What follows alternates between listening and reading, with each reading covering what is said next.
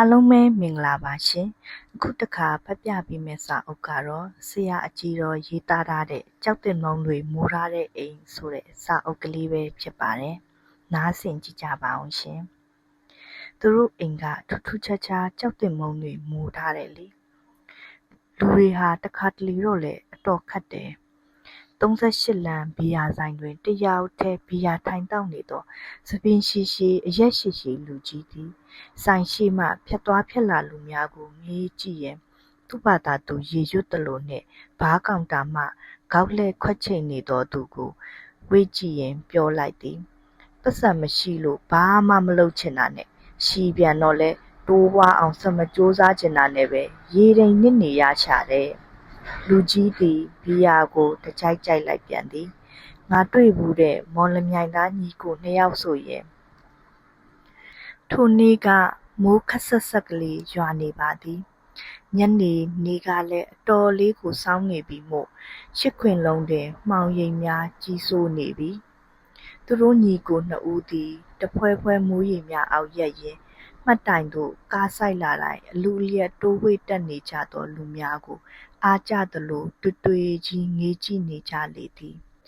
အတန်ကြာမှဆံပင်ရှိရှိအရက်ရှိရှိပိန်ပိန်ရှိရှိညီဖြစ်သူမှမှုန်မိုင်းထုံထိုင်းသောမျက်ဝန်းအစုံနှင့်ကဲဘလို့ပြန်ကြမလဲကိုစံအကိုဖြစ်သူကိုစမ်းမှဘာမှပြန်ဖြေမပေးသေးပဲ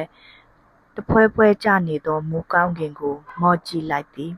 သူတို့2ဦးလုံးမှလည်းမိုးရေစက်များ၏နှိပ်စက်မှုကြောင့်ကြွဆုပ်ရည်နှစ်ထားသလိုဆိုရွှဲပြီးခိုက်ခိုက်တုန်နေပြီနေပါအောင်ကွာငါလည်းစဉ်းစားနေတာဗမာများကားပတ်စံလေးများရနိုင်မလဲလို့ညီဖြစ်သူမှမျက်နှာကိုရှုံမဲ့လိုက်ပြီးဘယ်ရပါမလဲမြို့ထဲဘယ်မှာအသိရှိလို့လဲညီဖြစ်သူဤစကားကိုအကိုမှစိတ်ဆိုးသွားပြီးပကြီးကိုစမ်းပါကွပကြီးကိုစမ်းဆိုဒီမြို့ထဲမပြောနဲ့တနိုင်ငံလုံးသိတယ်အကိုဖြစ်သူဤအားကျိုးမှန်တက်အပြောကိုညီမမျက်နှာပူရှုံမဲ့လိုက်ပြီးအဲ့ဒီပကြီးကိုစမ်းပဲတမျိုးလုံးပတ်ပြီးပတ်စံချေးဖို့အတိလိုက်ရှာပြီးပြီမဟုတ်လားဗမာတွေ့လို့လဲအကိုဖြစ်သူရှူရှူရှာရှာဖြစ်သွားပြီအိုးဒါကတော့ကွာကုသိုလ်ကံကြမ္မာကကိုယ့်ဘက်မပါတော့ဟုတ်ကွာစကပုံတော်ရှိသေးတာပဲအချက်မသိတော့တမတ်တခိုးထင်ဆိုလားဘာမှမဆိုင်မြို့ပတ်၍ပတ်စံလိုက်ချေးလို့မရတာနဲ့အချက်မသိတမတ်တခိုးထင်စကပုံနှင့်လားမှမသက်ဆိုင်အမှန်တော့ပကြီးကိုစမ်းဆိုသူကိုထိုစဉ်အခါကတနိုင်ငံလုံးမပြောနှင့်လူ3ယောက်ပင်မသိသေးသိနိုင်ရိုးလားသူဆွဲသည့်ပုံများပင်မဂ္ဂဇင်းတရုပ်ဖော်အနေနဲ့2ပုံလား3ပုံလားဒါပဲပါဘူးသေးတာတကယ်တရုပ်ဖော်ပကြီးဆရာပေါက်စသူနှင့်ပါလာသူမျက်နှာရှိရှိအရက်ရှိရှိသူ့ညီမောင်ကြီးဆိုဝေးရောပုံကြည့်လျင်တော့ချက်ချင်းပဲပကြီးထားရေးတော့မလို့စာရေးဆရာပဲလုပ်တော့မလို့တချင်းပဲထားဆိုတော့မလို့နဲ့ဟိုရောင်ဒီရောင်ကောင်းပတ်စံရှိဖို့မပြောနဲ့ဘာမှမလုပ်လို့ဘသူကိုမှမသိတဲ့ကောင်ဒါကိုကားရလို့ရညာ2ယောက်ပေါင်းပြီးတခါလူခွဲပြီးတခါ31လမ်းနဲ့ပန်းဆိုးရန်ထိပ်ထိထောင်းပြေးပတ်စံချေယူရန်လူရှာထွက်ကြပြီးသူတို့အတီးတယောက်မှကိုမတွေ့ရ၍ကားပင်မစီးနိုင်ပဲမိုးရေတဲ့တွေ့ကြီးရက်နေကြခြင်းပင်သူတို့ပြန်ရမှာကဂျိုကုံထိကားကတယောက်2ကျပ်2ယောက်လုံးတွင်ငွေနှင့်တူတာဆိုလို့ခမဲပေးရသည့်ငွေလက်စွပ်ပင်မရှိငါကြံရပြီကိုစန်းဤအာရဝန်တာစကားကိုညီဖြစ်သူမောင်ကြီးမှဘလို့လုံမှလဲဘာမှမမေးနဲ့ဟိုမှအင်းစိန်ကားမြန်တက်ဟုဆို၍အင်းစိန်ကားပေါ်ကတုတ်ကရက်ပြေးတက်သွားရာညီဖြစ်သူမှလည်းဘူးမတိဘာမတိနဲ့လိုက်တက်သွားရတော့၏ကားဘိန်းစားလှိမ့်သည်နှင့်ကားစပယ်ရမှလှဲတန်းအုပ်ချင်းသမိုင်းပါလား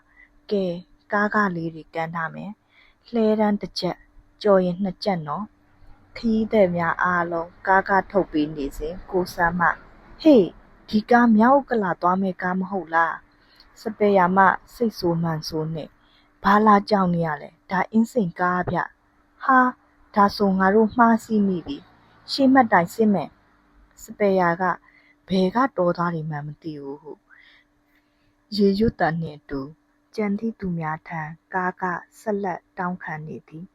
သူတို့နှစ်ဦးကတော့ကားမစီးလာသည်ဟုသောစင်ကြေနှင့်ကားကမပေးမှတ်တိုင်ရောက်သောအခါနှစ်ဦးလုံးဆင်းလိုက်ပြီးကဲငါအကြံမပိုင်ဘူးလားတစ်ခါစီးတစ်မှတ်တိုင်နဲ့ဆိုဂျို့ကုန်ဘယ်ပြေးမလဲကွတနေ့တလန်ဂျပန်တောင်ရောက်နိုင်တယ်ကွဟောဟိုမှာအင်းစိန်ကားလာပြန်ပြီမြန်တက်ဟုဆို၍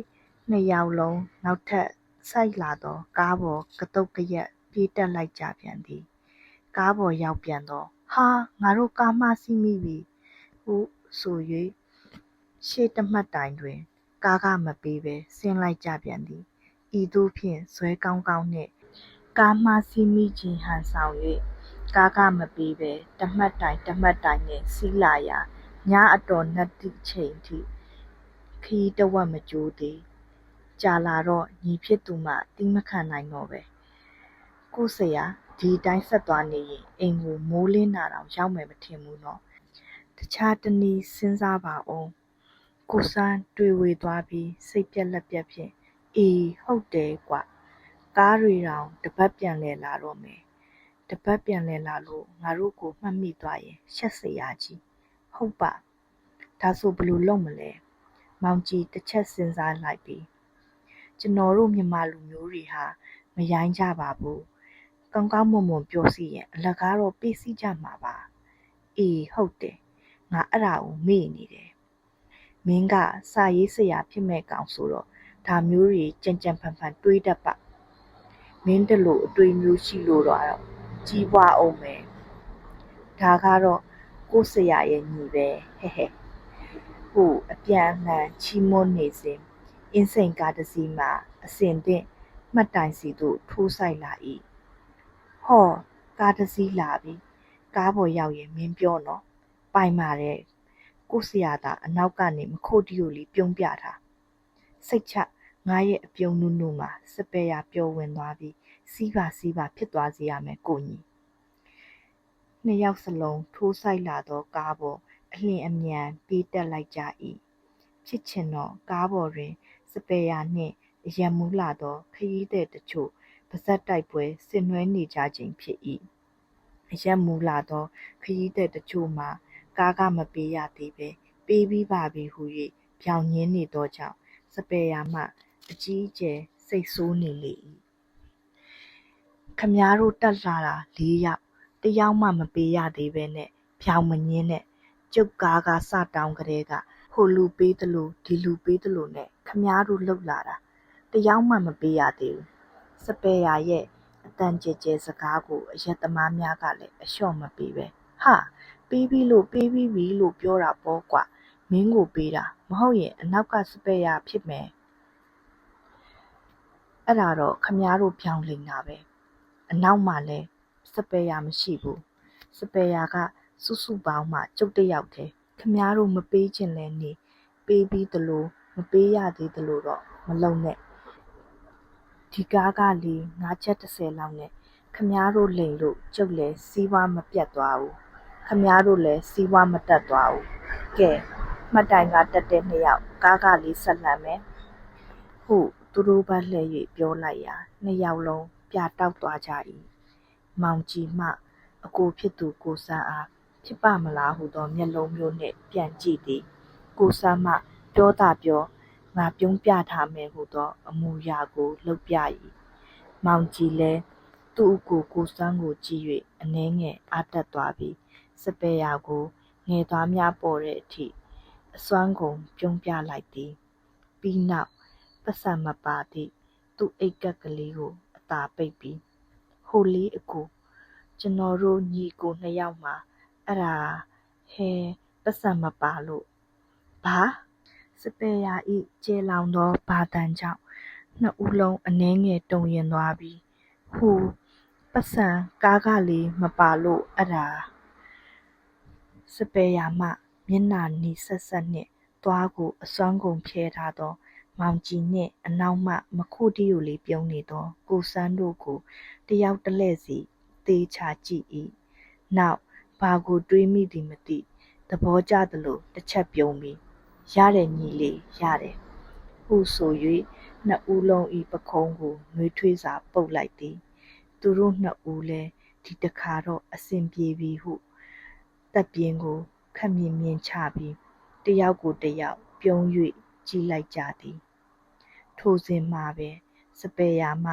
အသံကျယ်ကျယ်ဖြင့်ကားတစ်စီးလုံးကြားနိုင်အောင်ဤသို့အော်ပြောလိုက်ရာ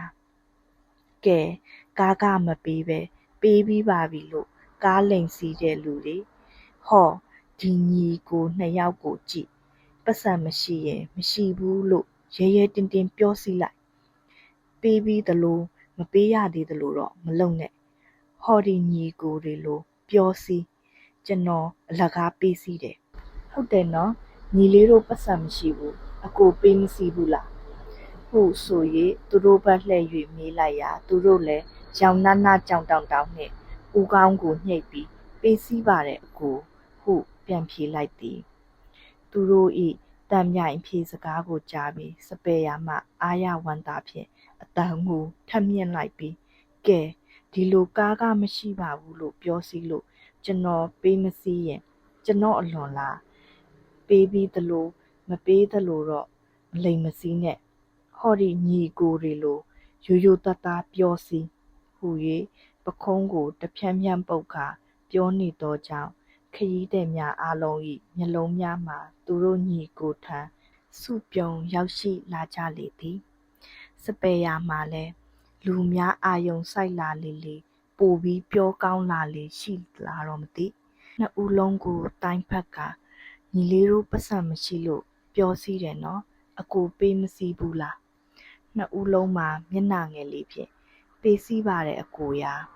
သူတို့ကိုကြည့်ပြီးစပယ်ယာမှပိုအားတက်သွားပြီဒါဆိုအကိုစိတ်မကောင်းဘူးလားစိတ်ကောင်းပါတယ်အကိုရာသူတို့၏အဖြေကိုစပယ်ယာမှအာရဝန္တာဖြင့်ဒါဆိုအကိုဘာဖြစ်ဟုဆို၍ကျူရှင်ဆရာမှကျောင်းသားကိုတိုင်ပေးသလိုတိုင်ပေးလိုက်ရာသူတို့နှစ်ဦးကလည်းကျွဲရှိရောက်သွားသောဘွားအိုင်ငယ်လိုမျက်လွှာကလေးအောက်ချပြီးစိတ်ကောင်းဟုတံပြိုင်လိုက်ဆိုလိုက်ကြ၏ဒါကိုစပယ်ယာမှပူအားတက်သွားပြီးညီလေးတို့ဘာဖြစ်ဟုထပ်တိုင်ပေးလိုက်ရာနှစ်ဦးလုံးမှာတံပြိုင်ဖြစ်ပြောစီအကိုဘာလို့ပေးစီညီလေးတို့မှာပတ်စံမရှိဒါဆိုအကိုဘာဖြစ်စိတ်ကောင်းစပယ်ယာမှထိုမြနှင့်အားမရသေးပဲကားအနောက်ပေါက်သို့သွားပြီးအနောက်မှခရီးသည်များကိုအားလုံးကြားနိုင်အောင်အတန်ကိုမြင့်၍ကဲကားကိုပေးပြီးသလိုမပေးရသေးသလိုလုပ်ပြီးလိန်တော့မစီနဲ့ပတ်စံမရှိဘူးဆိုဟိုညီကိုနှစ်ယောက်လိုပြောစီမတွေ့ဘူးရင်ကြည်ထားဟိုမှာအင်ကြီးအနီကွက်နဲ့တယောက်စပုတ်ရှက်အသားရောင်နဲ့တယောက်အဲ့ဒါလိုရိုးရိုးသားသားပြောစီကျွန်တော်ပေးစီတယ်ညီလေးရီအကိုဘာဖြစ်ဟုအနောက်မှနေ၍အတန်ကြဲကြဲနှင့်တိုင်ပေးလိုက်ရာသူတို့နှစ်ယောက်လည်းတံပြိုင်ဖြစ်စိတ်ကောင်းညီလေးတို့ဘာဖြစ်ပြောစီအကိုဘာလုပ်ပေးစီညီလေးတို့မှာပတ်စံမရှိအကိုဘာဖြစ်စိတ်ကောင်းသူတို့မောင်နှမက9ယောက်ရှိတယ်ကွာယောက်ျားလေးက6ယောက်မိန်းကလေးက1ယောက်တည်းမိန်းကလေးကလည်း1ယောက်ဆို1ယောက်ဆိုတလောက်ပဲစိုးသလားတော့မမေးနဲ့ဟာနမီကမချောတဲ့ချောပောင်ကွာမျက်နှာကလည်းမာသလားတော့မမေးနဲ့ဟဲလူကြီးသည်သူ့ဘာသာသူပြောပြီးသူ့ဘာသာသူသဘောကျသလိုခဟဟရဲသည်နောက်သူ့ရှေ့ကဘီယာခွက်ကိုလက်နှင့်တို့ထီလှည့်ကစားရင်မိန်းကလေးကလည်းအထက်မှအကိုက3ယောက်အောက်မှမောင်3ယောက်